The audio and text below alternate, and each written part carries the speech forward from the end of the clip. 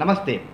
వికారినామ సంవత్సరంలో కుంభరాశి వారి ఫలితాలు ఎలా ఉన్నాయో చూద్దాం. ధనిష్ఠ నక్షత్రం 3, 4 పాదాల్లో, శతభిషం 4 పాదాల్లో, పూర్వభాద్ర 4 పాదాల్లో జన్మించినటువంటి వారిది కుంభరాశి అవుతుంది. కుంభరాశి వారికి ఈ సంవత్సరం ఆదాయం 5, వ్యయం 2, రాజపూజ్యం 5, అవమానం 4 కనబడుతూ ఉన్నాయి.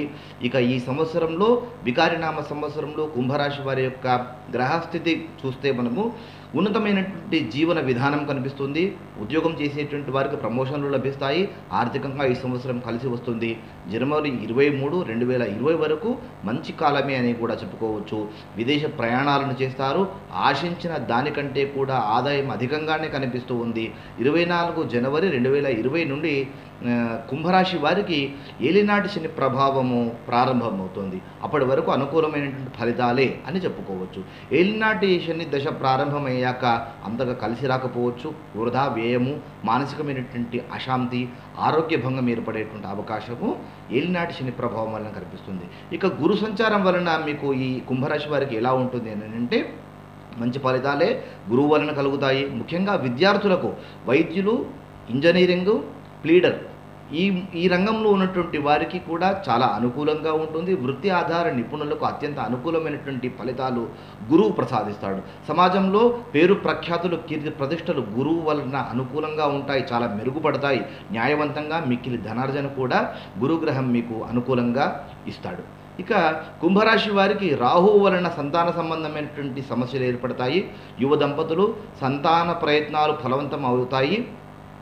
దైవ ఆశీస్సులు మీకు చాలా అనుకూలమవుతాయి.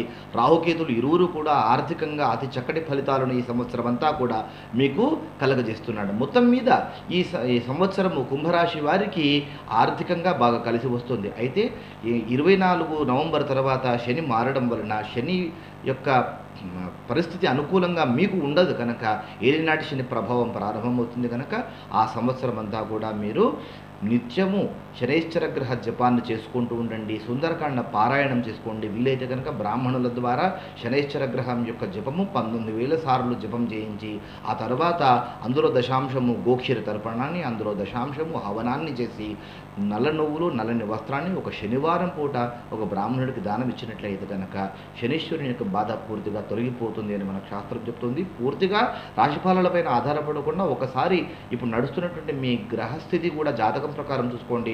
ఆ జాతకం ప్రకారం కూడా ఇప్పుడు నడుస్తున్నటువంటి దశ అంతర్దశలు కూడా అనుకూలంగా లేకపోతేనే ఈ శనీశ్వరుని యొక్క ప్రభావం మీపైన అధికంగా ఉంటుంది. అక్కడ జాతకం ప్రకారం మీకు అనుకూలంగా ఉంటే కనుక వీటి ఫలితాలు మీకు సాధారణంగా మాత్రమే గోచరిస్తాయి. ఎక్కువగా కష్టపడండి, భగవంతుని నమ్మండి, ఫలితం భగవంతుని పైన వేసి మీ పనులు మీరు చేసుకుంటూ ఉండండి.